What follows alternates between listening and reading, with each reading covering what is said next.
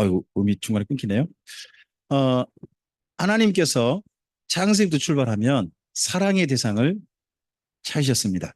찾아낸 사람이 누굽니까? 아브라함입니다. 아브라함과 사랑 이야기 시작되고 그들을 민족으로, 아브라함 우선을 민족으로 자라게 하시죠. 앞을 보시고 읽어주실까요? 내가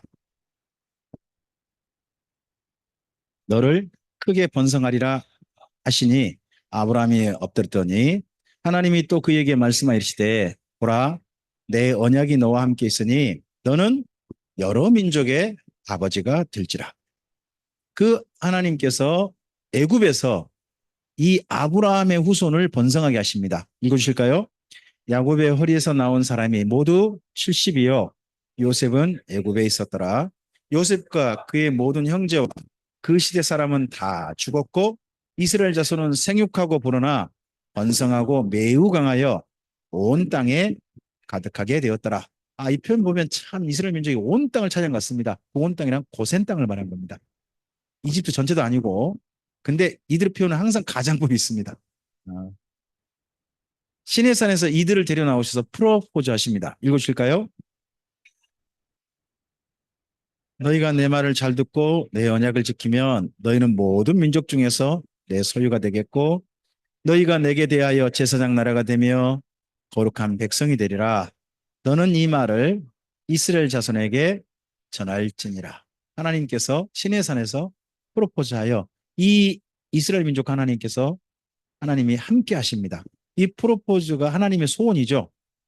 바로 이스라엘 민족이 가나안 땅에 잘 자라고 하나님의 백성답게 살아서 주변 민족들도 하나님께 돌아오기를 원하셨습니다.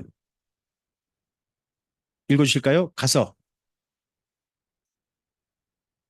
여호와께서 이와 같이 말씀하시기를 내가 너를 위하여 내 청년 때의 인애와 내 신혼 때의 사랑을 기억하노니 곧 씨 뿌리지 못하는 땅 그 광야에서 나를 따랐습니다. 이스라엘은 여호와를 위한 성물 곧 그의 소산 중 첫 열매이니 그를 삼키는 자면 모두 벌을 받아 재앙이 그들에게 닥치리라. 여호와의 이때 하나님께서 이스라엘 민족을 얼마나 사랑하셨는지 이런 말씀을 통해서 드러나죠. 그런 하나님과 이스라엘 민족의 결혼식이 시내산에서 있었습니다. 언약식이죠.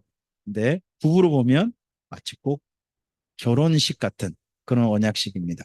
하나님께서 이때 두 가지 부탁을 하십니다. 하나님을 사랑하고 사람을 사랑하는 삶을 살라는 겁니다.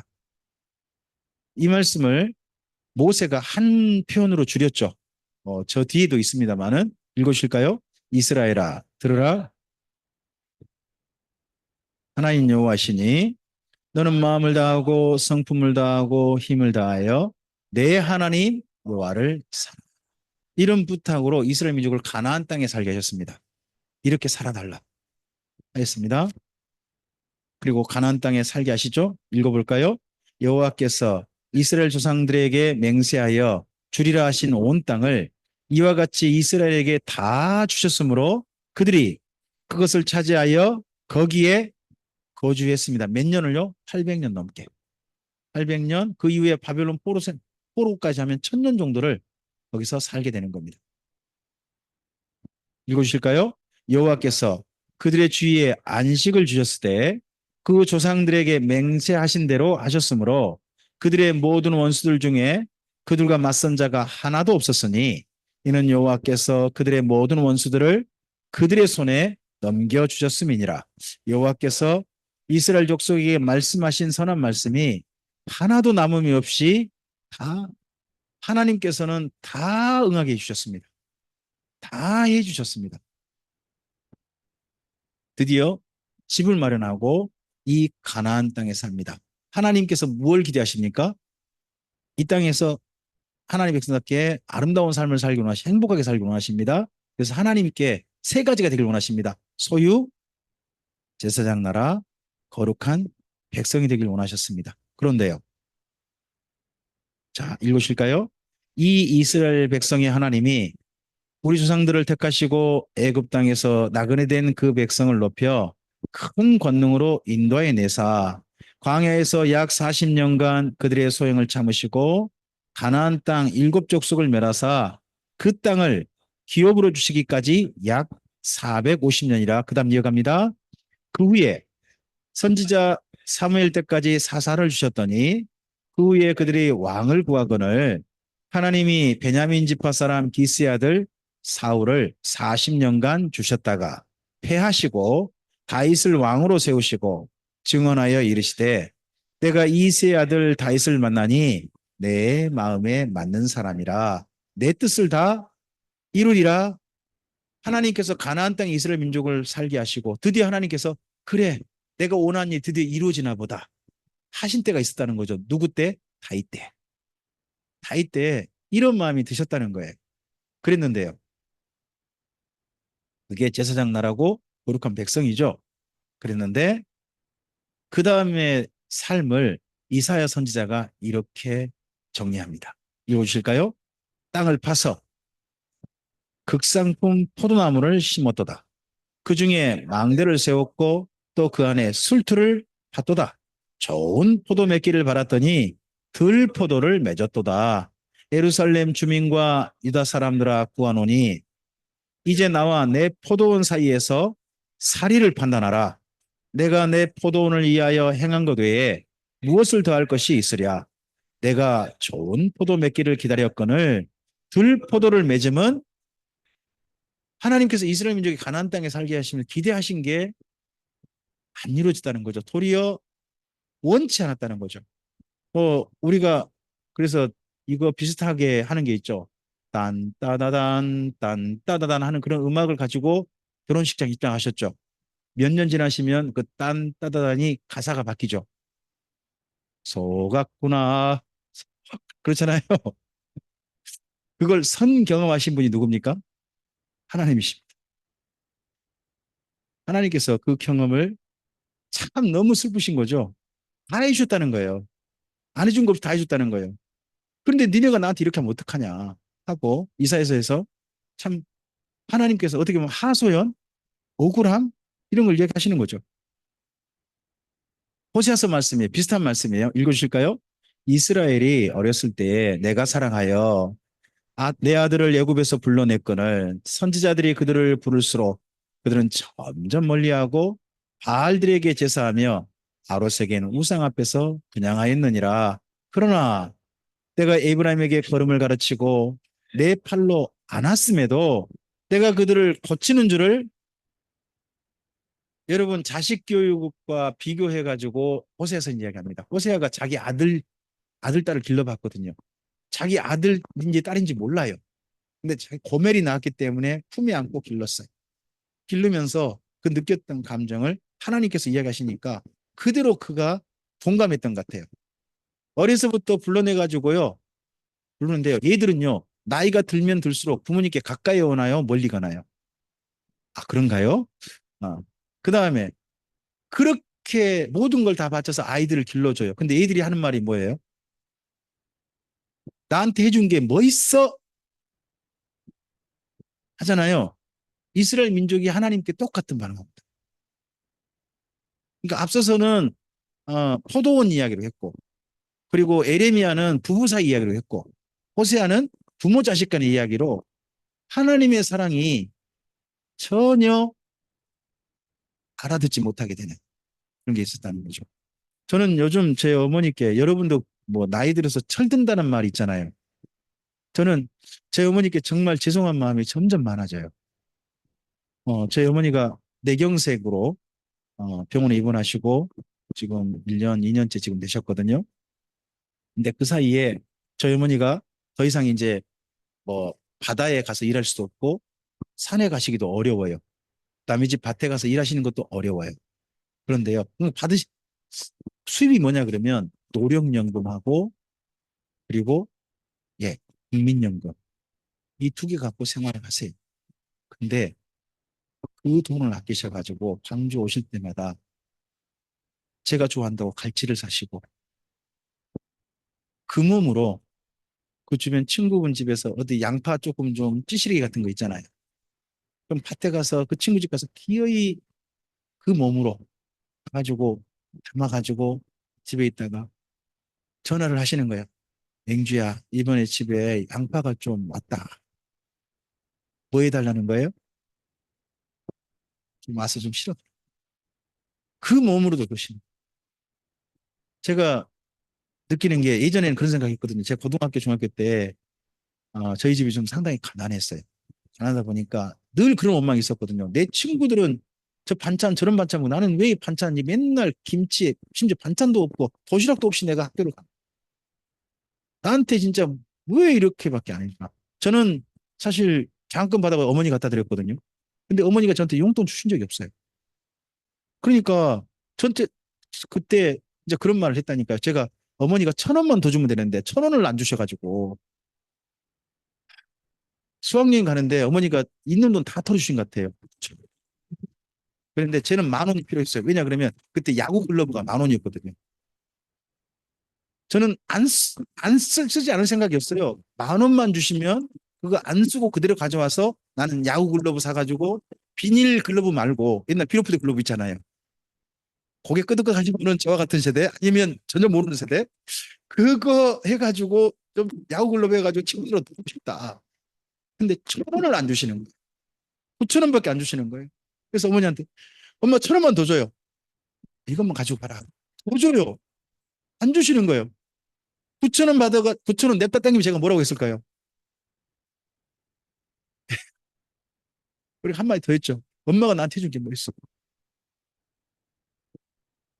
저희 어머니가 얼마나 상처를 받으셨겠어요. 그리고 안 가버렸어요, 진짜. 저 그래가지고요. 고등학교 때 저 개근상도 못 받았어요. 그때 수학여행 안 간 바람에. 그리고 학교에 정식적으로 결석 사유자니까. 또 사유가 있는 사유가 아니라 그렇게 제가 됐어요. 제가 그랬던 게 지금은 너무 죄송스러워요. 나중에 근데 제가 충분히 짐작됐거든요. 그 9,000원이 어머니 갖고 있던 전부였다는 게 제가 나중에 짐작이 됐어요. 더 줄 수가 없었던 것이죠. 어머니는.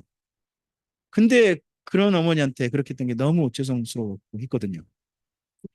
자식들은 크면 철든다는 게 애들 키워보면 애들한테 그런 똑같은 소리 들으면서 깨닫는 것 같아요. 혹시 여러분도 그런 이야기를 애들한테 들을지 몰라요. 엄마가 나한테 해준 게 뭐 있어? 아빠가 나한테 해준 게 뭐 있어? 이런 이야기 혹시 들을지도 몰라요. 그때 되면 전부를 다 주고도 그런 소리 들으셨던 부모님이 생각날지도 몰라요. 음. 진짜 이런 거죠, 이런. 이게 호세아가 바로 애들을 키워보다 보니까 이런 하나님 마음에 공감을 한 것 같아요. 그들은 뭐 했다고요? 성전 건축하고 우상 숭배가 예루살렘에서 시작되는 거죠. 솔로몬에 의해서. 그리고 또 심지어요. 하나님을 소원합니다. 그러다가 결국 시간이 망한 데까지 오는 거죠. 그 사이 하나님은 가만히 계셨던 게 아니죠. 계속 이야기하셨어요. 자, 읽으실까요? 선지자 예레미야가 예루살렘 모든 주민에게 말하여 이르되 유다의 왕 아문의 아들 요시야와 열셋째부터 오늘까지 23년 동안 여호와의 말씀이 내게 임하기로 내가 너희에게 꾸준히 일렀으나 너희가 자 하나님께서 꾸준히 일렀단 말을 여기 예레미야서에 한 세 군데 등장해요. 그 다음 말씀이에요. 26장 말씀이거든요. 읽어주세요. 내가 너는 그들에게 이와 같이 이르라. 여호와의 말씀에 너희가 나를 순종하지 아니하며 내가 너희 앞에 둔 나의 율법을 행하지 아니하며 내가 너희에게 나의 종 선지자들을 꾸준히 보내 그들의 말을 순종하라고 하였으나 너희는 순종하지 하나 더입니다. 여호와의 말씀이니라. 너희들이 내 말을 듣지 않았기 때문이니라. 내가 내 종 선지자들을 너희에게 꾸준히 보냈으나 너희는 그들의 말을 듣지 않았느니라. 여호와의 하나님이 가만히 있으셨던 게 아니죠. 계속 이야기하셨다는 거예요. 계속. 근데 끝내 말을 듣지 않았다는 거예요. 사실 우리 과거도 좀 잘 돌이켜 보면 부모님 말씀 잘 들었던 과거도 있을지 모르지만 속속했던 과거도 많지 않나요?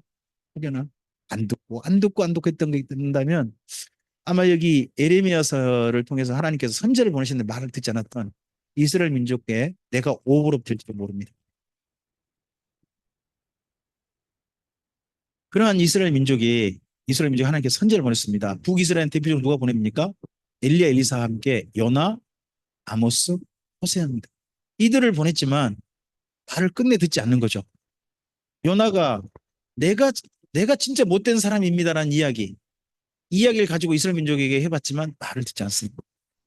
남쪽 유다 땅에 있는 사람 아모스를 불러 올리셔가지고 또 북이스라엘에게 해보십니다. 근데 말을 듣지 않습니다. 백성들 속에 살고 있던 호세아, 원치 않는 결혼까지 했습니다. 하나님께서 원하셔서 그런 결혼까지 한 호세아가 또 하나님 심정을 이해해서 호소해 보지만 끝내 말을 듣지 않고 죽을 길을 향해 달려갑니다. 남유다도요. 나훔, 미가 이사야를 보내셨습니다. 아하스, 이스기야 때죠. 이때만 보내신 게 아니죠. 그 다음 또요. 문하세, 요시야 아들 때요. 스바냐, 예레미야, 하박국, 에스겔, 오바댜, 다니엘 이런 분들 보내서 계속 이야기하셨습니다. 그런데요. 말을 끝내 듣지 않고 결국 당해버립니다. 근데 망할 때 정도 선지자 보기에는 이렇게 보였다는 겁니다. 선지자 보기에는. 읽어주실까요? 여호와여 우리에게 대하여 증언할지라도 주는 주의 이름을 위하여 일하소서. 우리의 타락함이 많으니이다. 우리가 주께 범죄하였나이다. 이스라엘의 소망이시여 고난당할 때 구원자시여 어찌하여 이 땅에서 거우려는 자같이 하룻밤을 유숙하는 나그네같이 지금 예루살렘이 망해가고 있어요. 여기 14장에 가면 예레미야 14장에 특히 가뭄이 왔죠. 전쟁통에 기근까지 온 거예요. 그래서 먹을 것이 없고 마실 것이 없어가지고 너무 힘든 때예요. 근데 하나님이 마치 꼭 선지자 보기에 뭐 같다는 거예요? 구경 같다. 남의 일처럼 쳐다본다는 거죠. 여러분 집에 불이 나는데 저 속에서 불이 난 집에서요. 예 소리가 들려봐요. 우리 집 아기 소리 들려봐요. 어떻게 하시겠어요? 내가 죽든가 말든가 들어가고 말 거 아니에요. 하나님께서 예루살렘을 그렇게 사랑하셨어요. 지극히 사랑하셨죠. 근데 지금 선지자 보기 하나님이 뭐 하고 계세요? 불난 집 불구경하고 계신 거예요. 곧 망하는데 지켜만 보시는 거예요. 선지자가 너무 답답한 거죠. 왜 하나님 그렇게 사랑하셔놓고 왜 이전에 구경하십니까? 또 읽으실까요? 어찌하여 구원하지 못하는 용사 같으시니까 여호와여 주는 그래도 우리 가운데 계시고 우리는 주의 이름으로 일컬음을 받는 자이오니 우리를 하나님께서요 이스라엘 민족을 떠나지 못하신 이유 중에 하나가 저는 이런 선지자들의 기도라고 생각합니다. 우리 버리지 마옵소서. 우리가 대한민국을 위해서 기도해야 될 이유가 뭐가 있습니까? 우리 사랑하는 조국이 하나님의 보호하신 가운데 있어야 우리 삶이 평안합니다. 그러므로 우리는 대한민국을 위해서 기도해야 됩니다. 선지자들이요 자기만 기도한 게 아니라 민족을 위해서 제발 자기 민족에게 불행이 닥치지 않길 위해서 기도했습니다.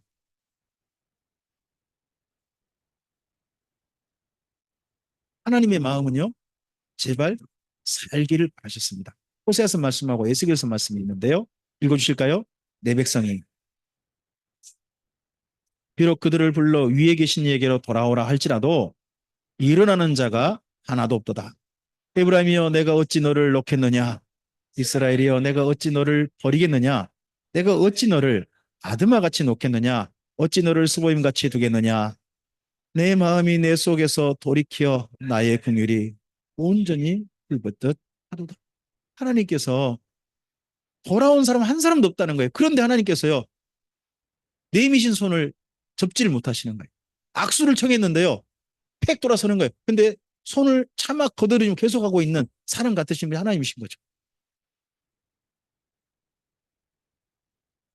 그리고 에스겔서 말씀이죠. 진노 마지막 멸망을 이야기하시면서도 하나님의 속마음은 가장 깊은 마음은 이거였다는 거죠. 읽어볼까요? 너희가 범한 모든 죄악을 버리고 마음과 영을 새롭게 할지어다. 이스라엘 족속아 너희가 어찌하여 죽고자 하느냐 주 여호와의 말씀이니라. 죽을 자가 죽는 것도 내가 기뻐하지 아니하노니 너희는 스스로 돌이키고 여러분 노아 홍수 때 8명만 살리고 다 죽이는 게 하나님의 본심이었을까요? 소돔과 고모라 사람 다 죽여버린 게 하나님의 기뻐하신 마음이었을까요? 북이스라엘 싹 죽여버리고 몇 사람만 포로 잡혀가게 하는 게 하나님의 진짜 속마음이었을까요? 남유다가 나라가 망하는데 겨우 2만여 명, 그중에 생존한 사람 4,600명, 이런 사람 포로 잡고 나머지 다 죽어서 엄마가 얘가 죽으면 그 얘를 북으로 가져가서 잡아먹는 것을 원하신 게 하나님이셨을까요? 저는 아니라고 생각해요. 제발 살기를 원하신 거죠. 근데 하나님께 살기를 원하시는데 사람들이, 그것도 하나님께 택하셨다고 하는 이스라엘 민족이 죽기를 고집하는 거예요. 우리의 삶에 그래서요, 하나님 안에서 혹여나 내가 하나님을 기어이 떠나고자 하는 고집이 있는가 살펴봐요.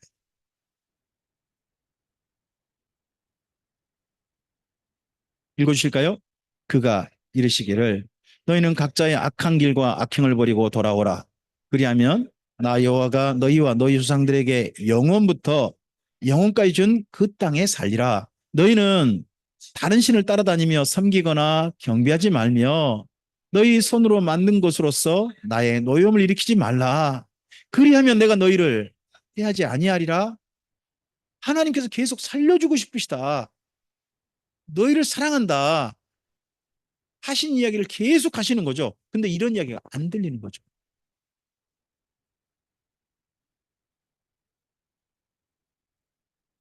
그래서 결국 이렇게 되고 말았죠. 읽으실까요? 내가 나의 모든 종 선지자들을 너희에게 보내되 끊임없이 보내어 이르기를 너희는 내가 미워하는 이 가증한 일을 행하지 말라 하였으나 그들이 듣지 아니하며 귀를 기울이지 아니하고 다른 신들에게 여전히 분향하여 그들이 악에서 돌이키지 아니하였으므로 나의 분과 나의 노여움을 쏟아서 유다 성읍들과 예루살렘 거리를 불살랐더니 그것들이 오늘과 같이 폐허와 한노제가 이렇게 된 게 하나님의 소원이 아니셨죠.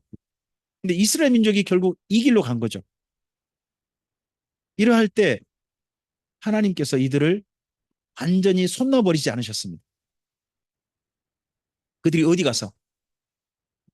바벨론 땅에 가서 진짜 지혜를 깨닫습니다. 우리 인생의 지혜는 뭐냐?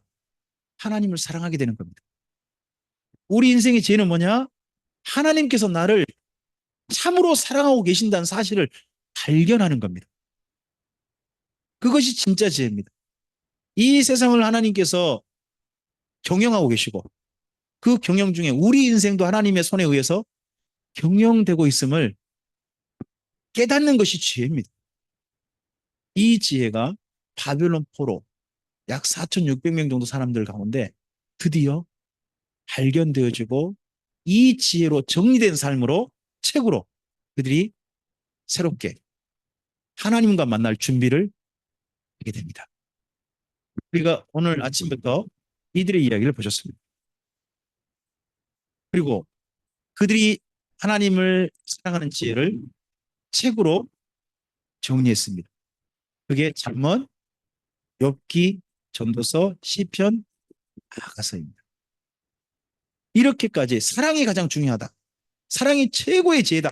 깨닫으면 하나님을 사랑하는 사람이 돼야 되는 거 마땅하지 않습니까?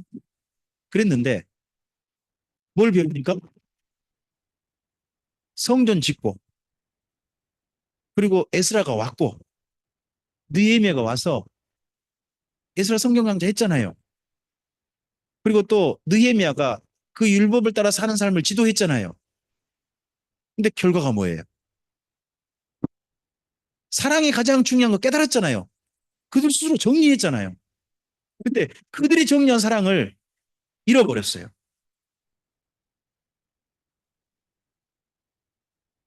이게 바로 안락입니다. 옆에 제목 읽어주실까요? 큰 제목이요. 내가 널 구약 성경 가운데서요. 하나님께서 내가 널 사랑했다는 표현이 나오는 대표적인 성경 세 번 있어요. 하나는 호세아서고요. 하나는 에레미야서고요. 또 하나가 말라기예요. 근데 세 권의 특징이 뭔지 아세요? 호세아서는요. 북이스라엘이 멸망할 때 쓸 거예요. 에레미야서는 남유다가 멸망할 때 쓸 거예요. 말라기는요, 하나님께서 이스라엘 민족과 헤어질 때 썼어요. 그때 하나님께서 마지막으로 이스라엘 민족에 남겨주신 이야기가 뭔 거예요? 나 너 사랑했다 하는 이야기가 하나님께 남겨주신 이야기다. 저는 이 이야기 보고서 사실은 이런 데까지 저는 상상을 했어요. 진짜 그럴지 모르겠어요. 우리 모든 사람은 다 하나님의 심판대 앞에 나중에 설 거잖아요. 그랬을 때 어떤 사람은 하나님 품에 안기지 못하고 아마 바깥 어두운데 불못에 가겠죠.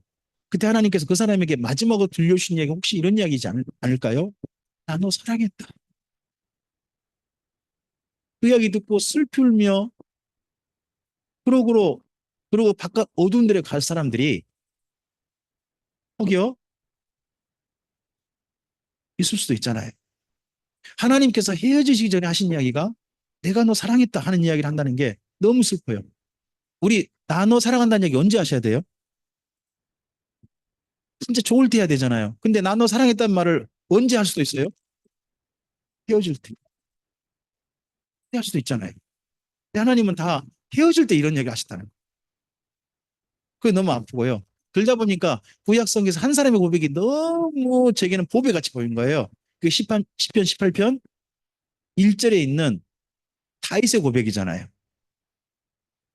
나의 힘이 되신 여호와여 내가 주를 내 평생에 나의 힘이 되신 여호와여 내가 주님을 사랑합니다는 고백으로 자기 인생을 최종 정리하고 하나님 고백을 올려드리는 그 다윗의 고백이 너무 아름답잖아요.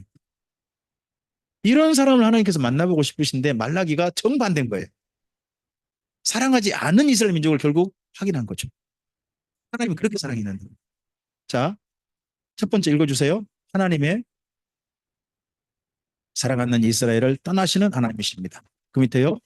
훈련과 성경 강좌와 좋은 지도자와 시간을 주어도 가까이 오지 않는 이스라엘 민족에게 말라기 그래서 말라기가 나의 사자라는 말인데 이게 실명일 수도 있고요. 나의 사자는 직분일 수도 있잖아요. 하나님의 심부름꾼 그런 말일 수도 있습니다. 이분의 실명이 다른 이름일 수도 있죠. 어쨌든지 말라기 선지자를 보내셨고요. 그 밑에 읽어주실까요? 하나님의 천년 사랑은 이렇게 이스라엘 민족을 출애굽에서 말라기까지 올 때까지 천년이거든요. 천년간 사랑하신 거예요. 다른 민족 사랑하지 않으셨어요. 그러니까 이 이야기 듣고 제가 이야기 읽고서 제가 한 생각이 뭔지 아세요? 하나님 진짜 우리 민족한테 오시지. 왜 이스라엘 민족 붙잡고 그렇게 하셔가지고 아이고 그렇게 상처받으세요. 근데 저 점점 자신 없어져요. 우리도 똑같을 것 같아서 자신이 없어져요.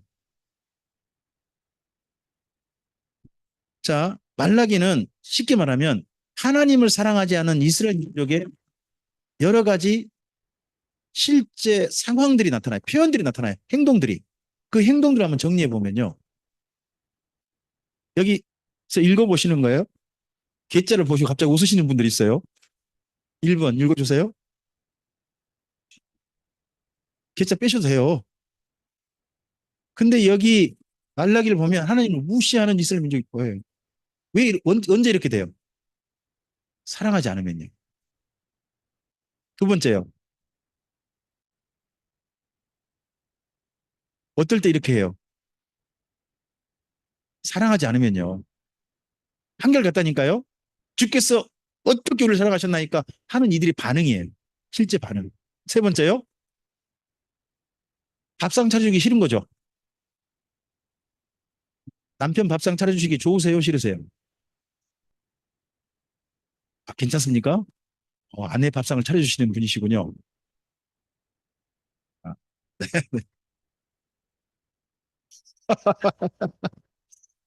아, 제 아내가 멋지시냐고 보니까 제가 마음이 찔리네요. 저보고, 저보고 밥상을 차려달라는 얘기 같아서. 네네. 그리고 네 번째입니다. 뭐라고요? 자기는 좋은 거 먹고 네 먹으라고 저 나쁜 것만 먹으라고 한다는 겁니다. 하나님께. 그리고 다섯 번째요. 안 봤으면 좋겠다. 꼴도 보기 싫다는 좀 문 좀 나다봤으면 좋겠다. 저것 좀. 하나님 이런 이야기를 하시는 거죠. 어떨 때 이런 반응이 나와요? 사랑하지 않으면 이렇게 꼴 보기 싫게 계속 행동하는 거죠. 그죠? 그 다음에 여섯 번째요. 지만 욕먹지 결국은 누가 욕먹어요? 하나님 욕먹게 만드는 거죠. 어떠세요? 결국 내가 잘못하면 누가 욕먹던가요? 남편, 아내, 그리고 우리 부모님. 그렇게 욕먹잖아요. 그죠? 제가 아버지께서 일찍 초등학교 4학년 정도에 돌아가셨어요. 그리고 그러시고 난 다음에 제 어머니가 신신당부하셨어요. 맹주야, 첫째, 담배 피지 마라. 네 아버지가 담배 때문에 돌아가셨다. 제가 그 이야기 지금까지 지키고 있어요. 저도 담배 피워보고 싶었다니까요. 친구도 다 피는데 되게 피워보고 싶어서 저는 근데 어머니 부탁 때문에 안 했어요. 또 한 가지 부탁했어요. 마을 어른들 제발 인사 잘해라. 제가요 인사 안 하면 다른 친구도 인사 안 하면 그냥 지나가세요. 그럼 제가 인사하면 뭐라고 하는지 아세요? 예비 없는 호루 자식이 이 이야기를 하는 거예요. 이 이야기 듣기 싫으신 거 어머니가. 그러니까 인사 잘해라. 인사 잘하는 거죠. 제 행동이 결국 누가 욕먹는 거예요? 어머니 욕먹더라는 거죠. 제가 요즘은 날마다 전화를 드려요. 그러면요 어머니가요 보통 어디서 전화를 받냐 그러면 경로당에서 받으세요. 경로당 받으시면서 어, 잘 있냐? 나서 잘 있다. 몸 조심해라. 하면 옆에서 이런저런 이야기가 들려요. 뭔 이야기 들으면 또 아들이요? 우리 아들. 하고 전화를 딱 끊으세요. 그러니까 시골 마을에 날마다 전화하는 아들이 별로 많지는 않나 봐요. 그러니까 다른 분들이 어머니가 날마다 전화 받는 게 되게 부러우시니까 자꾸 좀 물어보시는 것 같아요. 그때마다 어머니가 자랑스러워 가셔가지고 일부러 저한테 끊으시기 전에 목소리가 들리게 이야기하시는 거예요. 우리 아들. 어, 우리의 삶이 누군가에게 자랑이 되기도 하고 부끄러움이 되기도 하죠. 하나님께서 예수님 통해 우리에게 뭐라고 부탁하셨습니까? 너희는 세상의 빛이다. 너희 착한 행실을 사람들에게 비추어서 하늘에 계신 너희 아버지께 영광을 돌리게 하는 뭔 말입니까? 하나님께서 좀 부러워할 만한 그런 삶을 자랑 받으실 만한 그런 삶을 살아달라는 거 아닙니까? 욕먹는 거 말고. 자, 그 다음입니다. 일곱 번째입니다요. 이걸 요즘으로 말해보세요. 누가 더 못됐더라? 근다고 말을 하십니까? 뭐, 그쵸. 목사들이 더 못됐더라. 가끔. 네. 그 다음 여덟 번째요. 이야기하는데 이야기가 안 먹히죠. 들은 적도 없는 것 같아요. 이야기했는데 안 들었대요. 대표적으로 제가. 제 아내가 뭔 말을 했대요. 근데 저는 들은 기억이 없어요. 왜 그랬을까요? 그냥 설렁설렁 들은 거죠. 그러다가 막상 말하면 그런 말 했다는데 언제 했어? 제가 이러고 있는 거예요. 중년병입니까? 예, 이게 좀 더 제가 좀 제 아내에게 좀 더 마음이 가고 좀 더 좀 어떻게 보면 사랑하고 하면 좀 더 훨씬 더 가까이 친절하게 가고 싶으면 좀 잘 듣겠죠. 근데 저는 누구 일에 열심히 하려고 할까요? 아내에게 관심 있는 게 아니라 제 일에 관심 있는 거예요. 그러니까 제 일 하다가 집사람이 뭐라고 했는데 잊어먹는 들리지도 않은 그런 거죠. 그러다 보니까 아홉 번째 뭐라고요? 여러분 결혼하고 난 다음에 내가 예전에 그 남자랑 결혼했다면 이 모양이 꼴일까? 내가 그 여자랑 결혼했으면 이 모양이 꼴일까? 혹시 그런 생각을 해본 적 있으신가요?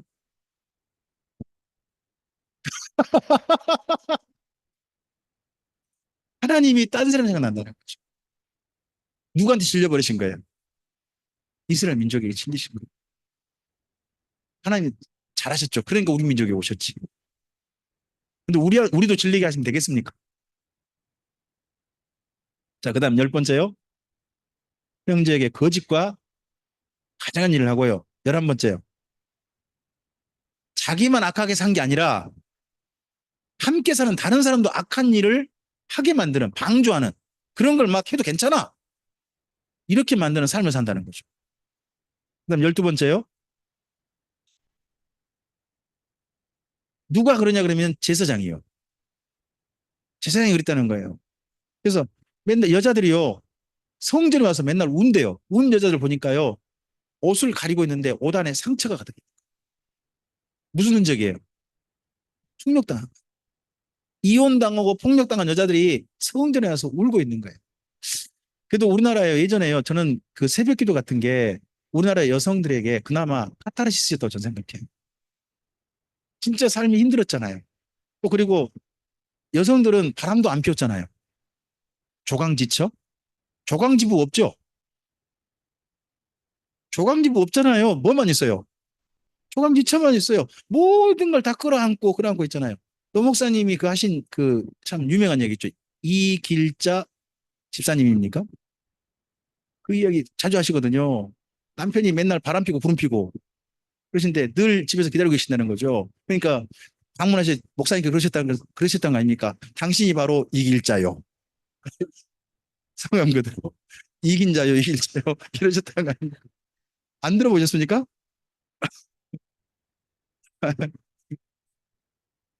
아, 나 있습니다.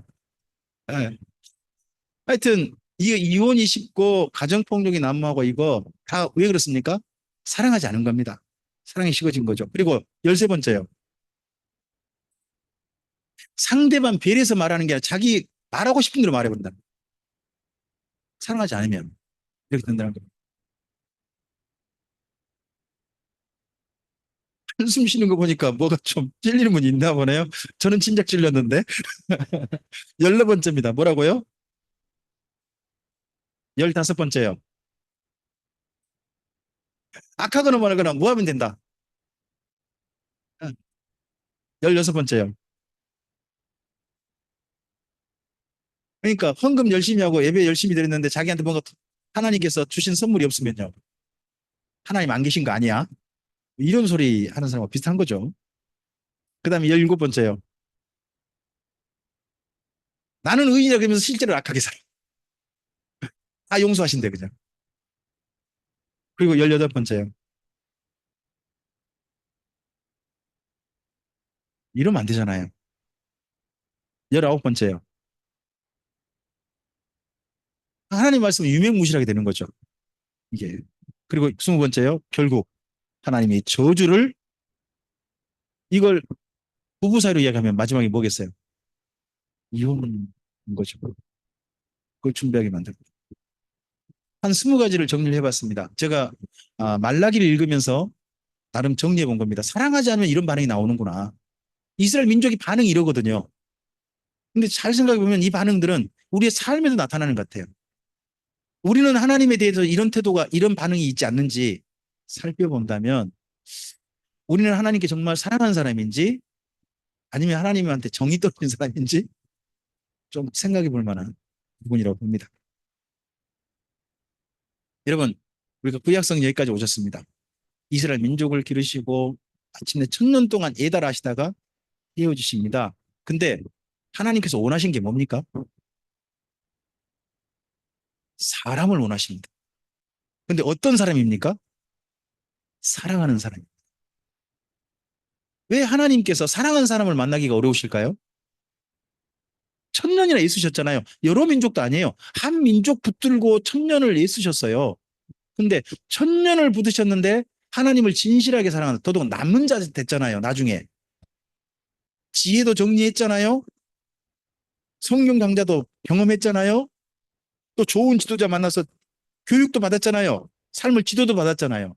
그런데 왜 그들은 그렇게 가고 하나님은 그런 그들에게 또 마지막으로 선제 보내보셔가지고 또 이야기하고 계실까요? 저는 이 성경 읽으면서 하나님께 정말 어려운 게 한 가지 있다는 걸 제가 발견했어요. 이 발견이 전 잘못됐다고 생각하지 않아요. 하나님은요, 사람을 택하셨지만, 모든 걸 정하시지만, 실제로 또 다른 한편으로 보면요, 하나님께 사람 얻기가 참으로 힘드시는구나 하는 걸 봤어요.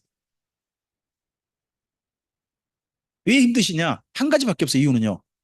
사랑은 억지가 아니거든요. 하나님께서 사람들을 스스로 사랑하셨잖아요. 기꺼이 사랑하셨잖아요.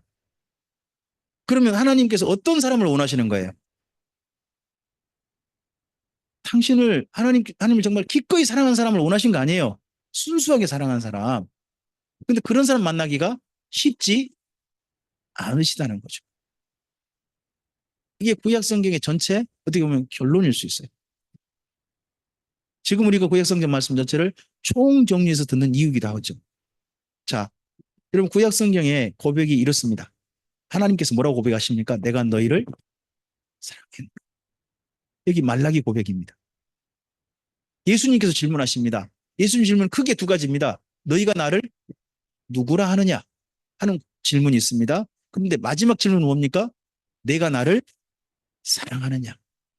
예수님을 진실하게 예수님을 믿고 다른 사람에게 예수님께 하신 질문은 내가 나를 사랑하느냐 하는 질문입니다. 성령님께서 선물을 주십니다. 근데 이건 부어주신다고 나왔습니다. 다른 데는 부어주신다는 표현이 없어요. 근데 이것만큼은 이렇게 표현되어 있습니다. 부어주신다. 뭐를 부어주십니까? 사랑을 부어주십니다. 내 안에 정말 성령님이 계신다면 내 안에 뭘로 꽉 차 흐르겠습니까? 사랑이지 않겠습니까? 그리고 마지막 신학이 정리됩니다. 그게 뭡니까? 하나님은 사랑이시라. 사랑을 찾으신 하나님께서 사랑으로 결론 맺으시고 사랑하는 사람들과 만날 영원한 나라를 준비하십니다. 그 나라가 새하늘 새 땅, 새 예루살렘 성이 아닙니까? 하나님께 이렇게 준비하시고 이렇게 알아들을 사람을 오늘도 찾고 계신 거죠. 그래서 하나님이 슬픈 이야기를 들려주신 겁니다. 여러분 잘 생각해 보시기 바랍니다. 자, 구약 성경 이야기가 하나님의 성공 사례입니까? 실패 사례입니까? 실패 사례라고 하긴 정말 죄송스러워요. 하나님 실패했단 말에 차마 걸잖아요. 근데 분명한 건 뭐냐? 하나님께 성공하신 거 맞나요? 그렇게 보기는 어렵다는 거예요, 사실은. 현상적으로 봤을 때 물론 나중에 과정으로 보면 하나님 다 모든 걸 성공하시죠. 하지만 구약성이 여기까지 온 걸 보면 하나님이 결코 행복하지 않으시고 지금 이스라엘 민족 떠나시면서 결코 마음이 행복하지 않으신 건 분명하잖아요. 그러면 구약성경 이야기는요. 저는 이렇게 생각해요. 하나님의 창피한 이야기라는 거예요.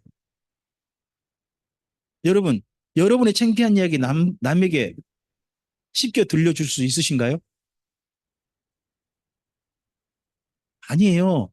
내 창피한 얘기는 진짜 누구한테 하냐? 진짜 내 속 이야기 들려줬을 때 다른 사람한테 말하지 않고 나를 조용하게 위로해 줄 만한 사람 있잖아요. 그런 사람한테 하는 거예요. 맞죠? 근데 하나님께서 왜 이런 슬픈 이야기를 우리는 솔직하게 이해하시는 거예요? 하나님이 그런 사이가 되고 싶으신 거예요, 우리랑. 속에 솔직한 이야기로. 제가 이 자리에 서서 PC방 이야기 맨날 하니까 집사람이 강좌 끝나면 꼭 하는 이야기가 있겠죠. 뭐라고 하겠습니까? 다음엔 제발 좀 하지 마요. 누가 창피한 거예요? 제가 문제가 집사람도 스스로 그런 이야기 듣는 게 좀 근다 이거죠. 여러분 그런 이야기 쉽게 하는 거 아닙니다. 그리고 솔직하게 한다는 것도 쉬운 게 아닙니다. 근데 하나님께서 어떻게 보면 구약성경 이야기는요. 솔직하게 다 이야기하신 거예요. 내가 해도 내가 이렇게 열심히 했는데 이렇게 그들을 사랑했는데 그들은 끝내 내 사랑 몰라주더라 하는 얘기를 우리한테 들려주신 거 아니에요. 그럼 들려주시는 까닭이 있다는 거죠. 그건 다른 게 있다고 생각하지 않습니다. 제가 뭐 돈 가지고 오는 거, 제가 키가 180대 가지고 오는 거, 그런 거 원하는 게 아니라 하나님은 우리 안에 진실하게 담겨 있는 한 가지를 가지고 주님 앞에 서기를 원하신 것 같습니다. 그건 사랑이겠죠. 이렇게 사랑한 하나님처럼 그렇게 순수하게 하나님을 사랑해서 하나님의 설 사람을 만나고 싶으셔서 이 부끄러운 이야기를 우리에게 들려주시는 거겠죠. 자, 그래서 신학은 우리가 성경을 배우는 이유는 다른 걸 배우고자 함이 아닙니다. 사랑하시는 하나님을 배우는 것이고, 네, 사랑하고자 배우는 겁니다. 진짜 읽어주시겠습니까? 구약은 하나님의 사랑 이야기. 지금까지 우리 쭉 보셨습니다. 그리고 아가페라는 말은 살짝 오해가 있다는 거 이건 넘어가겠습니다. 지금은 이거 많이 좀 정리됐으니까. 여러분 아가페만 하나님 사랑이 아닙니다. 에루스도 하나님 사랑이고요. 예? 형 부모 자식 간의 그 사랑도 하나님 사랑이고요. 형제 간의 사랑도 우정도 하나님의 사랑입니다. 자, 하나님께서 이스라엘 민족을 남편처럼 사랑하시다는 얘기가 에레미야서 아니었습니까? 에레미야서. 하나님께서 부모님처럼 아버지처럼 사랑하시던 얘기가 호세아서였죠. 호세아서 아니었습니까? 예수님께서 제자들을 누구처럼 사랑하신다고 합니까? 너희를 더 이상 종이라 하지 않고 누구라 하겠다? 친구라 하겠다. 우정 아닙니까? 우정. 그래서 하나님의 사랑은요, 전부를 포함한 거지 아가페 하나가 아닌 겁니다. 사실 그리고 아가페란 말을 살펴보니까 아가페는 큰 사각형이었습니다. 사각형 안에 다양한 사각형이 들어있죠. 정사각형, 직사각형, 마른 목골 뭐 이런 거 다 있잖아요. 그죠? 뭐 직사각형, 정사각형, 마른 목골 이런 것은요. 에로스니 뭐 형제들 간의 사랑이니 부모 자식 간의 사랑이니 이런 거예요. 긍휼이 이런 거란 말이에요. 그 모든 건 다 사각형 안에 들어있잖아요. 큰 사각형이 뭐냐 그러면 아가페. 이 아가페는 그러니까 하나님께만 있는 게 아니라 우리에게도 있는 거예요. 여러분, 저에게 여러분 그렇게 이야기할 수 있죠. 김명주 목사에게 김명주 목사님 사랑합니다 이야기 여러분 할 수 있어요 없어요? 있죠. 근데 그러고서 제 침실에 들어오면 돼요 안 돼요? 그건 말도 안 되는 일이잖아요. 그죠? 누구로 사랑한다는 거죠? 목회자 존경한다는 이야기잖아요. 근데 제 아내가 최복음 씨가 저에게 여보 사랑해요 하면 그 이야기는 누구 이야기죠? 여러분의 얘기가 아니에요. 부부 사이 이야기죠. 그렇잖아요. 근데 다 사랑이죠. 또 여러분 여기 앞에 나가가지고 우리 아이가 지나가 여기 어린이집 있거든요. 어린이집 지나갈 때 어린이가 얼마나 예쁜지 몰라요. 어린이 보고 빵꾸 웃어주고 인사해주면 아이고 이쁜 거 하고 무슨 말이 할수 있어요? 아이고 사랑스러운 거 이렇게 할 수 있죠. 있잖아요. 그죠? 저희 집 앞에 오시면 여기 보시면 그 돌이란 이름의 고양이가 있어요. 집사람이 돌이라 붙였어. 돌멩이. 꼼짝을 않고 있다는 거죠. 집사람 따라와가지고 지금 병 들었는데 따라와가지고 지금 상당히 많이 좋아졌어요. 이 녀석이 사람만 보면요. 저만 보면 딱 엎드려요. 배 만져달라고. 그러면 제가 만져주면서 뭐라고 해줄 수 있어요? 돌아? 사랑해? 해줄 수 있잖아요. 우리가 다 사랑이란 말이 다양한 다 쓸 수 있죠. 그게 아가페예요. 아가페. 그런 사랑이 하나님께 있어서 우리에게 온 거예요. 하나님은 사랑의 원본이시고 우리는 사랑의 사본이라고 해요. 하나님께서 사랑하신 걸 우리는 그대로 배웠어요. 우리는 천사와 달라요. 인생은 사랑을 배우는 과정으로서요. 천사와 달라요. 천사는 못하는 사랑이 있다고 성경 보면 진작이 되어져요. 예수님께서 이런 말씀 하셨어요. 우리가 부활 때는요. 천사와 같아서 시집가고 장가간 일이 없다고 나와요. 시집가고 장가간 일이 없대요. 그럼 천사는 뭐가 없어요? 예가 있을 수 없어요. 시집가고 장가간 일이 없으면 예가 있을 수 없잖아요. 그리고 천사들이 시집가고 장가간 일이 없다면 어떤 사랑을 모르는 거예요? 부부 사이 에로스의 사랑이 남녀 간의 사랑을 모르는 거예요. 뿐만 아니라 자식을 키워보는 사랑도 모르는 거예요. 그러니까요. 예배당에다 혹시나 성탄절 맞아가지고 꽃이 달려가지고 나팔 부는 천사 닮으면 안 돼요. 가끔씩 가다 예배당에다가 성탄절 맞아가지고 천사의 나팔 소리 하면서 꽃이 달리고 빨개 벗겨가지고 나팔 들고 있는 그 애기 천사를 딱 다른 그런 교회들이 가끔씩 있어요. 그건 서양 미신이에요. 성경은 그런 천사 없습니다. 천사는 수가 일정해요. 왜요? 결혼이 없잖아요. 처음 듣는 거지 왜 그러세요? 그래서 성경 들으면 굉장히 많이 듣는데 예. 천사는 수는 일정한 거예요.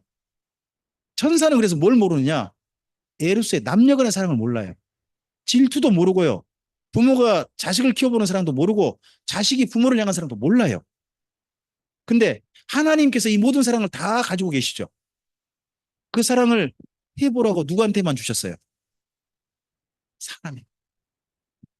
하나님 닮은 사랑을 사람에게만 할 수 있도록 주신 거예요. 그러면요. 천사가 뛰어나요? 사람이 뛰어나요? 전부를 다 경험해 보게 하시잖아요. 사랑이신 하나님이 사랑 일부만 아니라 다 경험해서 그렇게 하나님과 서로 사랑하는 사이가 되기를 원하신 거잖아요. 그래서 천사는 사람을 수용두는 존재라는 거죠. 사람에게 더 많은 걸 경험하게 하셨어요. 그래서 우리 인생이란 다른 게 아니라 사랑을 배우는 과정이라는 거죠. 여러분, 맨 먼저 태어날 때 사랑받고 태어나셨죠? 대부분. 그렇지 않을 수도 있습니다만은 부모님이 엄마 아빠가 사랑하셔가지고 우리가 태어난 거 맞잖아요. 그러나 어떻게 자라셨어요? 천덕꾸러기로 자라셨어요? 사랑받으며 자라셨어요? 대부분 다 사랑받으며 자라지 않으셨나요? 사실 부모님들이 나는 천덕꾸러기가 되었다라고 생각할지 모르지만 부모님은 사실은 나를 정말 사랑하셔서 모든 걸 다 해주신 분들이 많아요. 내가 생각을 그렇게 오해한 것 뿐이지. 사실은. 그렇게 사랑받고 자라요. 그러다가 누구를 만나요? 진짜 내가 사랑할 사람을 만나죠. 둘이 사랑해서 한 몸이 되잖아요. 그래서 둘 사이에 하나님의 선물을 받잖아요. 누구를 받아요? 아기를 받아요. 그 아기를 누구처럼 사랑해요? 엄마 아빠처럼 나도 그 아이를 사랑하다가 그렇게 사랑하다가 인생을 마감해요. 인생은 그래서 사랑받으며 태어나서 사랑받고 자라고 사랑하며 살다가 사랑 주면서 인생을 결국 피니시하는 거예요. 끝내는 거예요. 그래서 인생은 전체로 보면 사랑으로 놓고 보면 사랑을 배우는 과정이에요. 하나님은 사랑이시라. 그럼 사랑하면서 누구를 배우는 거예요? 하나님을 배우는 거죠. 어떻게 보면 우리 인생 전체에 수없이 사랑할 존재들 주셨잖아요. 그럼 그게 뭐냐? 하나님이 우리를 향하신 전도인 거예요. 사랑하면서 하나님을 알 수 있으니까 사랑을 존재를 만날 때마다 아, 하나님께서 나에게 지금 전도하고 계시구나. 나도 그렇게 사랑하신 하나님을 알고 하나님을 사랑하는 존재가 되길 원하시는구나 하는 걸 우리가 좀 감각해야죠. 그래서요, 사랑이 없다면요, 아무것도 아닌 거죠. 그리고 성경을 열심히 배우셨어요. 하지만 사랑이 없다면 아무것도 아니다. 이걸 증명한 사람들이 있어요. 사랑이 없는데도 하나님을 열심히 숭배하고 기도하고 금식하고 헌금 열심히 하고 모길 열심히 하고 가르치기를 열심히 했던 사람도 있어요. 사랑이 없는데 그 사람들을 우리 성경은 바리새인이라고 해요. 사랑이 없어도 할 수 있다니까요. 하지만 사랑함으로써 이 모든 삶을 살기를 원하세요. 그래서 사랑을 배우는 가장 중요한 하나님의 선물은 사실은 가정에 있습니다. 하나님께서 태초에 맨 처음에 인류를 창조하시면서 교회를 주지 않으셨죠. 처음에 뭘 주셨습니까? 가정을 주셨습니다. 그리고 주님 오실 때까지 유지되는 공동체가 뭡니까? 가정입니다. 그래서 마지막 가정이 깨쳐버리면 주님 오실 겁니다. 사랑이 식어진다는 곳이 다른 곳이 아닐 겁니다. 가정이 마지막 사랑의 보루일 거 아니겠습니까? 거기마저도 사랑이 깨어져 버리면 주님 오셔야죠. 그래서 우리는 가정에서 사랑을 배웁니다. 그래서 사랑의 눈으로 우리 성경을 한번 새롭게 읽어보셨으면 좋겠습니다. 지금 구약 성경을 쭉 여기까지 39권을 살펴보셨습니다. 사랑의 눈으로 놓고 보면 사랑하는 사람 만나고 싶어서 그렇게 애달아 하시는 하나님이 보입니다. 저쪽에서 나를 향해 눈을 반짝반짝 하시면서 아까 누가 그러시더라고요. 막눈광? 하나님께서 막눈광으로 우리를 반짝반짝 쳐다보고 계신 겁니다. 혹시나 내가 눈 마주치고 아 정말 좋아야 할까봐 쳐다보시는 하나님 계신 겁니다. 성경 속에서. 그 하나님과 눈이 마주쳐서 저도 막눈광으로 하나님을 너무 좋아해. 왜 이제 저에게 찾아오셨어요? 그냥 하나님을 향해 손 내밀고 환하게 웃어주는 그런 사랑으로 만나야 할 존재가 성경 이야기인 거죠. 성경에 수많은 이야기가 있습니다. 하지만 사랑 이야기를 못 읽으면 성경 읽은 게 아닌 거죠. 그런데 이 사랑이 이해되기가 정말 쉽지 않았습니다. 여러분 천년 동안 하나님께서 사랑하시면서 이스라엘 민족에게 말씀하시면 내가 너희를 사랑했노라. 근데 이스라엘 민족의 반응이 뭐예요? 주께서 어떻게 우리를 그러면 천년 동안 사랑했지만 사랑이 이해되지 않았다는 거죠. 장로님, 우리 권사님께서 우리 장로님을 지금까지 사랑하셨다는 거 아시죠? 이해되시죠? 부럽습니다. 권사님, 우리 장로님께서 권사님을 지금까지 사랑하셨다는 거 충분히 알고 이해되시죠? 혹시나 장로님 보고 당신이 어떻게 나를 사랑했는데요? 말 한번 해봐요. 혹시나 그러신 건 없으세요? 그러세요? 이스라엘 민족의 반응이 그래요. 그랬을 때 하나님께서 고민이 많으셨던 것 같아요. 이걸 어떻게 이해시킬까 할 때 제가 한 분 이야기가 정말 그 마음에 와닿았어요. 조병호 목사님이라는 분이죠. 통성경 노호 목사님 성경을 배우시기도 했고요. 지금 통성경 하시잖아요. 그분이 이렇게 표현하더라고요. 어떻게와 이처럼의 사이가 400년이다. 중간사를 그렇게 표현하더라고요. 어떻게와 이처럼의 사이다. 400년이. 400년 하나님께서 대답을 준비하신 거예요. 뭐라고요? 내가 너희 이처럼 사랑했다니까? 그게 어디 있죠? 요한복음 3장 16절이잖아요. 사실 그 답변은 언제 했어야 되는데? 말라기 때 있어야 되는데 하나님이 답변을 보시면요. 하나님 당황하셨어요. 자, 이스라엘 민족이 이렇게 질문해요. 주께서 어떻게 우리를 사랑하셨나이까 하면 내가 너희 이렇게 사랑했잖아 라는 이야기를 해야 되잖아요. 근데 뭐라고 하시냐 그러면 내가 너희는 야곱은 사랑했고 에서는 미워했는데 에서 가만 안 둘 거야. 이런 얘기하고 멈춰버려요. 아, 이스라엘 민족을 어떻게 사랑했는지 이야기하셔야 될 거 아니에요. 에서를 갖다가 죽여버리는 게 이스라엘 민족을 사랑하신 이야기인가요? 그건 아니잖아요. 그래서 하나님께 그때 되게 조금 좀 자존심 상하셨고 그러셨던가 봐요. 그러니까 400년 후에 예수님께서 니고데모라는 사람을 통해서 말씀하시는 거예요. 내가 너희를 이처럼 사랑했잖아. 내가 사랑해 누구까지 준다? 아들까지 준다. 그래서요. 하나님께서 사랑을 이해시키는 마지막 방법이 뭐냐 그러면 예수님이에요. 여러분 하나님은 사랑이시라라고 할 수 있습니다. 다르게 말해볼까요? 예수님은 사랑이십니다. 또 사랑은 예수님인 거죠. 그래서 예수님을 보면 우리가 어떻게 사랑해야 되는지가 보입니다. 어떻게 사랑하는 게 진짜 사랑인지가 보입니다. 제가 제목을 이렇게 붙여봤습니다. 뒤에 부분은 노우 목사님의 표현이고요. 앞에는 제가 좀 붙여봤습니다. 읽어주실까요? 큰 제목. 사랑은 예수다. 사랑은 상태 동사다. 제가 노 목사님께 처음으로 국어 시간을 다시 돌아갔습니다. 상태 동사 한번 생각해 본 적이 없습니다. 근데 상태 동사를 처음 배웠습니다. 일정한 상태가 그대로 유지되는 동사라는 겁니다. 한 번은 끝나는 게 아니라 지속적이라는 거죠. 한 번 딱 한 번 딱 눈 돌리고 돌려버리면 관심이 아니라는 거죠. 지속적인 관심을 갖는 거, 이게 관심이라는 거예요. 그래서 1번 읽어주세요. 누가요? 누가 이렇게 관심 가지셨다고요? 예수님이. 누구에게요? 저에게요.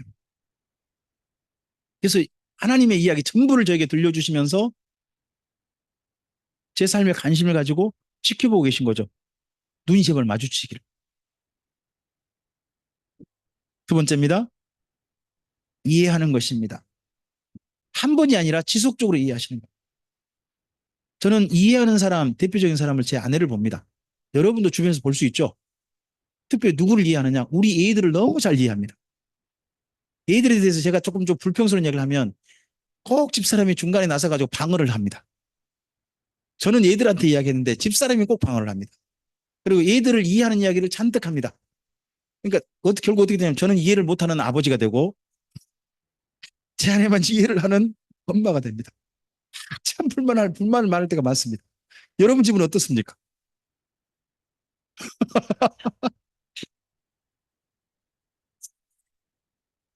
참 저는 이해를 못. 그런데요, 우리의 연약함, 우리가 죄 짓는 실수하는 인간임을 누가 잘 알고 계십니까? 예수님께서 너무 잘 알고 계신 겁니다. 우리 부르실 때요, 돈 많으니까 너 와라 그런 적 없습니다. 너 높은 지에 있으니까 나한테 와라 이런 얘기 없습니다. 뭐 너는 경상도 사람이니까 나한테 와라. 넌 전라도 사람이니까 저리 오지 마라. 그런 적이 없습니다. 그냥 너 그대로 오라 하고 시작하십니다. 저 김명주에게 다른 거 안 따지셨습니다. 너면 돼. 너면 되라고 저를 바라봐 주시는 겁니다. 그게 이해죠. 예수님의 그 이해입니다. 세 번째입니다. 책임지십니다. 예수님께서 제자들과 헤어지시면서 부활로 헤어지시면서 이런 이야기 하시죠. 너희는 가서 모든 족속으로 제자를 삼아 아버지 아들과 성령 이름으로 세례를 주고 내가 너에게 분부한 모든 것을 가르쳐 지키게 하라. 이게 끝나지 않으십니다. 볼지어다. 내가 세상 끝날까지 너희와 함께 있겠다. 끝까지 그들을 뭐 하시겠다? 책임지시겠다. 아십니다. 끝까지 책임지시는 예수님이 지금 우리도 경험하고 있는 겁니다. 예수님께서 우리 안에 보내신 성령님, 우리에게 선물해 주신 성경을 통하여서 그리고 우리 사랑하는 성도님을 통하여서 우리를 책임지시는 예수님을 지금도 만나고 있는 겁니다. 성도님에게 한번 그렇게 말씀 한번 해주겠습니까? 성도님을 뵈니 예수님을 뵌 것 같습니다.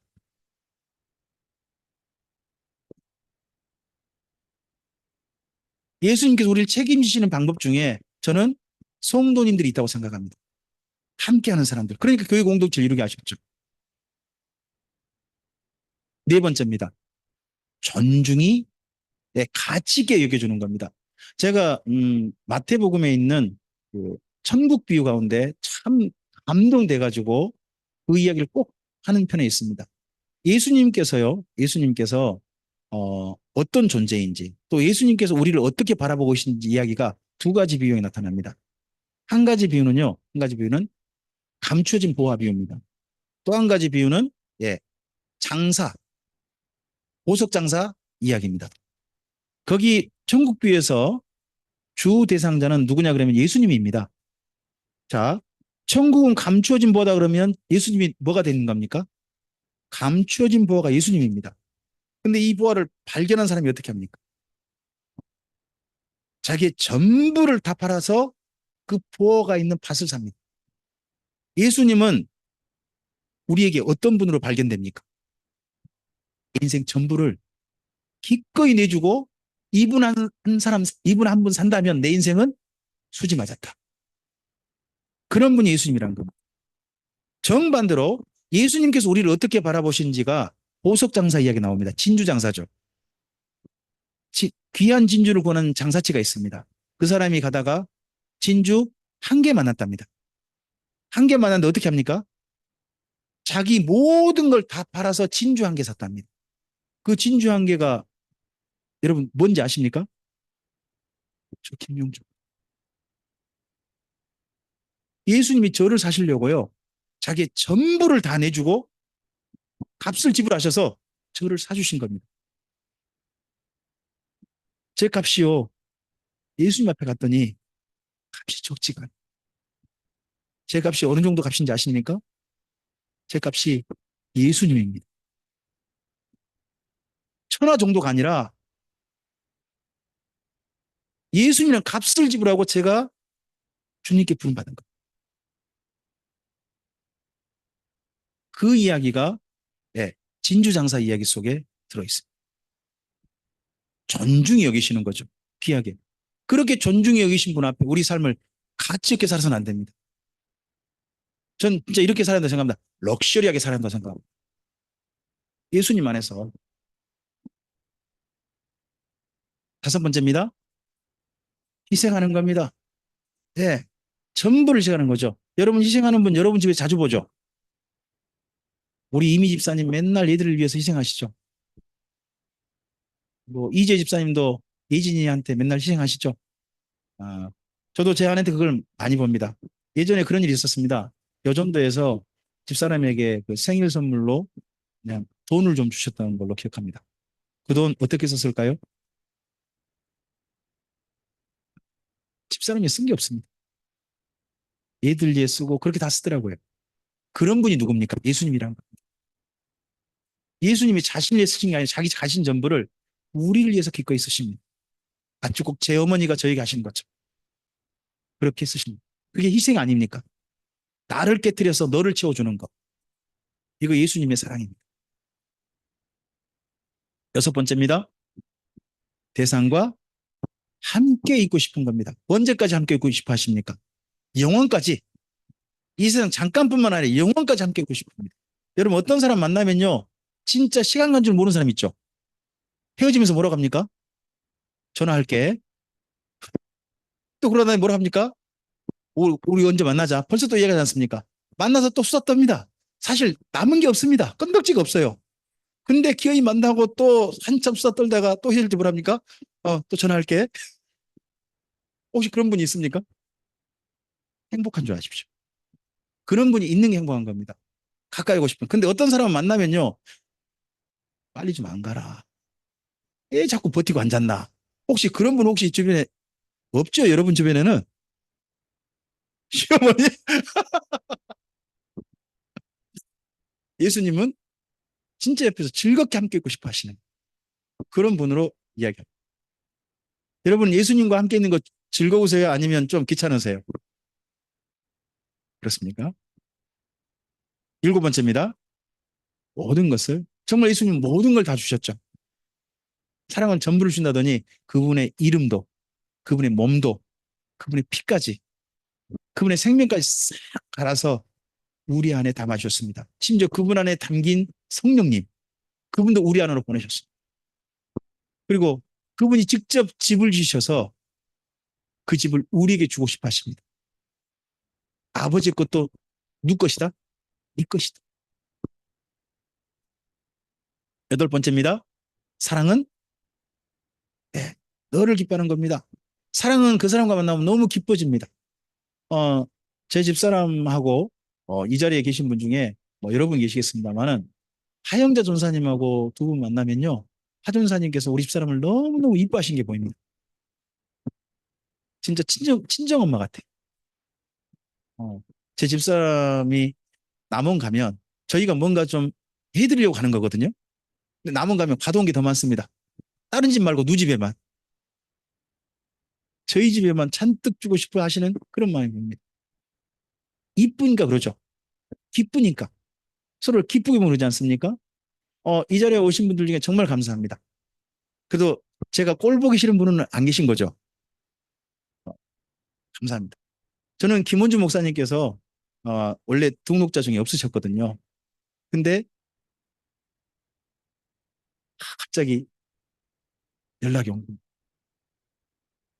무지 반갑습니다. 월급 받는데 더 반가웠습니다. 음. 제가 여기 광주에서 뵌 건 처음입니다, 이번이. 근데 왔더니 제가 수집받은 줄 알았더니 조홍현 집사님이 수집받아가지고 두 분이 조기 맞아가지고 제가 제가 참 저하고 우리 저 김원준 목사님의 그 우리 만남은 우연이 아니야 이렇게 하려고 했더니 두 분 만남이 갑자기 특별한 만남이 된 것 같아서 개인이 좀 그러긴 하더라고요. 정말 그렇죠.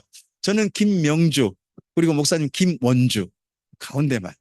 예, 예, 예. 예.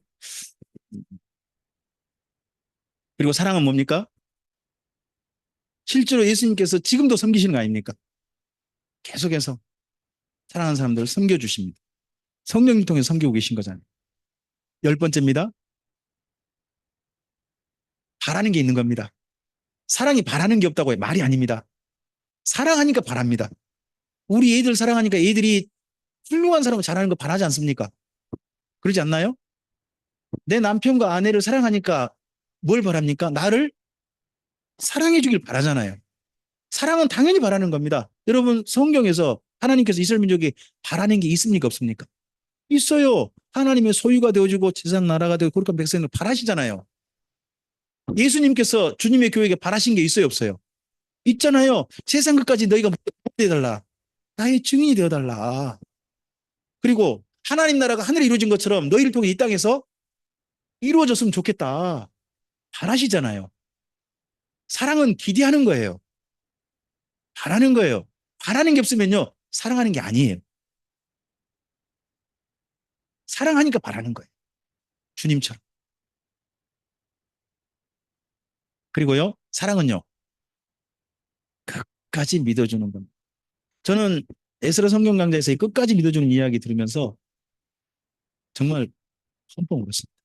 노 목사님께서 이야기를 해주시는데 그 이야기가 갈릴리 해변에 예수님 부활하시고 난 다음에 제자들 만난 이야기죠. 그중에 특히 시몬 베드로 만나셔가지고 내가 나를 사랑하느냐 하는 이야기 하신 장면이었습니다. 그 이야기를 하시면서 노 목사님께서 그런 이야기 제가 해석을 처음 들었거든요. 그런 해석을 예수님께서 예수님께 자신 없이 대답하는 그 베드로에게 내 양을 먹이라. 내 양을 치라. 내 양을 부탁한다. 이런 말씀을 하셨다는 겁니다.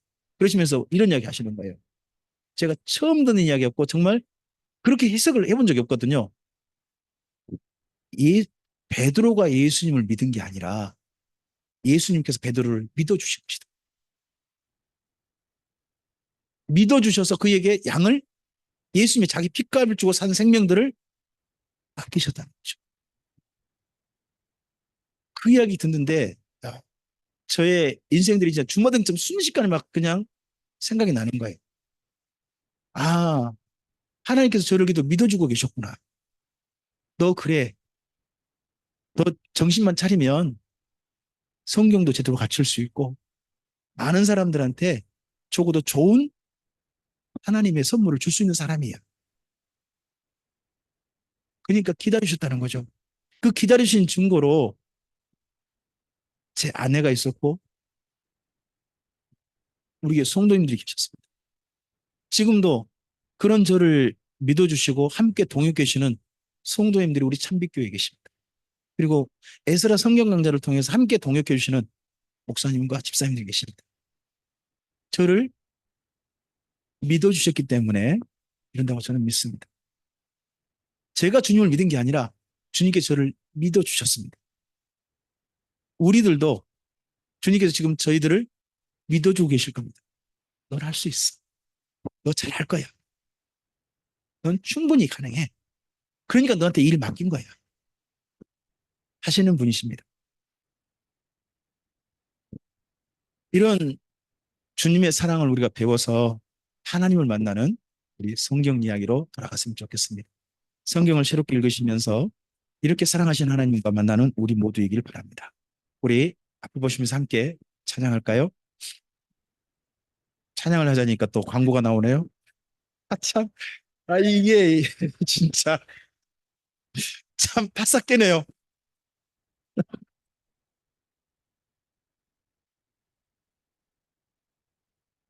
네, 잠깐만요. 죄송해요. 죄송합니다.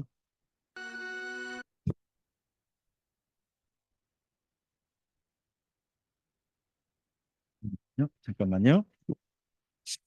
아, 이게 또 음성이 안 나올 가능성이 있겠는데요. 열렸는데?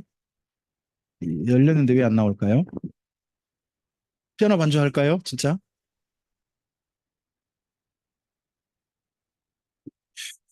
네, 음성은 안 나온다고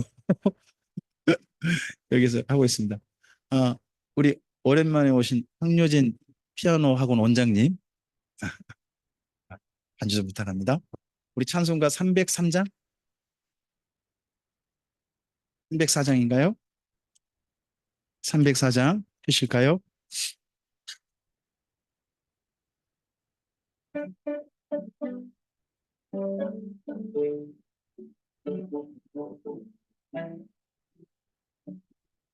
그 크신 하나님의 사랑 말로 다 영영 못하네. 저 높고 높은 별을 넘어 이 낮고 낮은 땅 위에 재범한 영혼 구하려 그 아들 보내사 화목제물 삼으시고 제 용서하셨네. 하나님 그 사랑은 중량다 못하네. 영원히 변치 않는 사랑 성도여 찬양. 괴로운 시절 지나가고 항의의 영화세 할때 주 믿지 않던 영혼들은 큰 소리 외쳐 울어도 주 믿는 성도들에게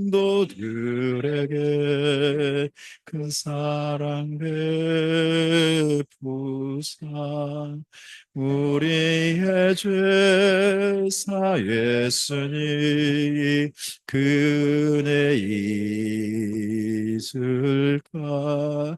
하나님 크신 사랑은 중량다 못하는 영원히 변치 않는 성도였잖아. 하늘을 두루마리 삼고 하늘을 두 마리 삼고 바다를 먹물 삼아도 한없는 하나님의 사랑 나기로 할 수 없겠네. 하나님의 크신 사랑 그 어찌 닿았을까. 저 하늘 빗싸도 채우지 못하리. 하나님 크신 사랑은 측량다 못하네. 영원히 변치 않는 사랑 성도여 찬양. 우리의 목소리로만 후렴할까요? 하나님 크신 사랑은 측량다 못하네. 영원히 변치 않는 사랑 성도여 찬양. 반주와 다시 함께 하우렴이요. 하나님 크신 사랑은 측량다 못하네. 영원히 변치 않는 성도 아세. 기도하시겠습니다. 주님, 창세기부터 말라기까지 구약 성경을 여기까지 함께 대했습니다. 그 가운데 우리를 사랑하시고 참 슬픈 사랑 이야기를 들려주신 하나님을 만납니다. 이렇게 슬픈 이야기를, 참 부러울 수 있는 이야기를 우리에게 솔직하게 들려주시는 하나님의 기대하심이 무엇인지 우리들이 알아듣게 해 주시옵소서. 우리를 향해서 바라보시며 이야기를 들려주시며 바라보시며 너는 나한테 어떻게 할래? 하시는 우리 하나님이 보이게 하옵소서. 예수님을 통하여서 십자가에 못 박히신 그 손길을 내미시면서 너는 이렇게 사랑하는 나한테 어떻게 할래 하시는 하나님이 보이게 하옵소서. 이제 그 하나님과 눈이 마주친 사람으로 다른 데 눈길 돌리지 않고 하나님과 함께 동행하는 사람으로 우리의 삶을 지금까지 걸은 것처럼 앞으로도 주님 뵐 때까지 잘 걸어갈 수 있도록 도와주시옵소서. 이제는 우리의 욕심을 따라 살지 않고 우리의 생각을 따라 살지 않고 우리 안에 부어주신 사랑을 따라 우리 하나님을 사랑하며 하나님께서 사랑하신 사람들과 세상을 사랑하며 살게 하옵소서. 그런 삶으로 나갈 때 주께서 함께 동행해 주시옵소서. 부탁드리오며 예수님 이름으로 기도합니다. 아멘. 네, 감사합니다. 구약 성경을 마무리했습니다.